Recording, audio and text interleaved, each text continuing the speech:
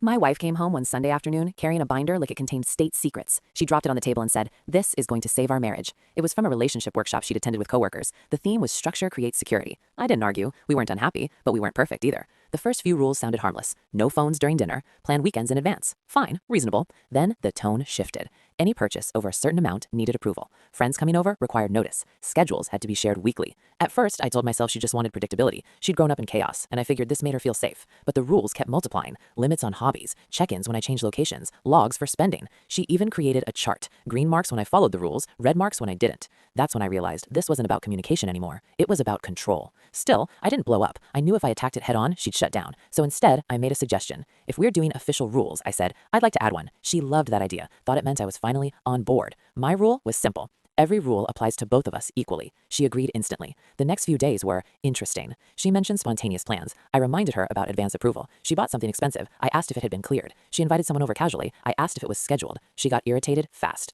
By the third day, she snapped and accused me of being difficult on purpose. I told her she was right and suggested something else. Let's read every rule together, out loud, and imagine actually living this way. We sat at the table that night and did exactly that. Halfway through, her confidence disappeared. When she imagined needing permission to see her own family, she went quiet. When she pictured tracking every dollar she spent, she sighed. When she thought about checking in constantly like a teenager with a curfew, she stopped reading. Finally, she pushed the binder away. She said, "This doesn't feel like a marriage. It feels like management." That was the moment it clicked. She threw the binder away that night. We kept two rules, the ones that actually helped. The rest were about fear, not partnership. We didn't need structure. We needed trust. Sometimes the fastest way to end control is to treat it equally. If you enjoyed this story, support the channel by liking and subscribing.